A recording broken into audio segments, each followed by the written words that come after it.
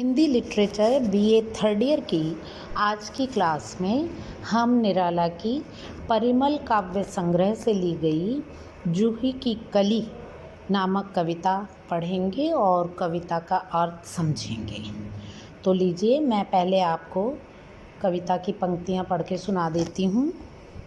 Vision one Vallari पर सोई थी सुहाग भरी, विजन वन वल्लरी पर सोई थी सुहाग भरी, स्नेह स्वप्न मग्न अमल कोमल तनु तरुणी जूही की कली। दृगबंद किए शिथिल पत्रांक में वासंती निशा थी, विरह विधुर प्रिया संग छोड़, किसी दूर देश में था पवन जिसे कहते हैं मलयानिल। विजन वन वल्लरी पर सोई थी सुहाग भरी, स्नेह स्वप्न मग्न। तो छात्रों, इस कविता को, ये कवि का जूही की कली का नायिका के रूप में मानवीकरण है और कवि, इसका प्रसंग है, कवि निराला है।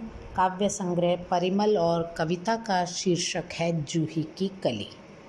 संदर्भ, दूसरा जो है संदर्भ क्या है? नारी संबंधी गीत संदर्भ में लिखी गई ये जूही की कली कविता है। इसमें प्रकृति और नारी की एक रूपता को मानवीकरण अलंकार के द्वारा अभिव्यक्ति दी गई है। अब हम बात करेंगे इस कविता की व्याख्या पर। बेल यानी कि लता, बेल के वृक्ष के तने यानी मुख पृष्ठ पर लिपटकर पल्लवित होने की दशा का नायिका के परिप्रेक्ष्य में कवि ने मानवीकरण रूप प्रस्तुत किया है। इस संदर्भ में कवि का मानना है कि जनरहित यानी सुनसान वन प्रदेश में किसी एक वृक्ष की शाखा पर जूही की नाजुक बेल पर इसकी जूही की कली रूपी नायिका की शयन अवस्था सुंदर सुशोभित थी। यह समय वसंत की रात्रि का था और वह कली पत्तों की गोद में सिर रखकर नायिका की तरह सो रही थी। दूसरे काव्यांश में कवि पुनः कहते हैं कि किसी विरहिणी नायिका जिसका प्रेमी उससे दूर रहता है, ठीक उस विरहिणी स्त्री की भांति इस बेल का प्रेमी रूपी मलय पवन भी कहीं बहुत दूर था। मलय रूपी पवन, सुगंधित वायु कहीं दूर थी। और इस व्याख्या खंड का अब हम विशेष पे चर्चा करेंगे।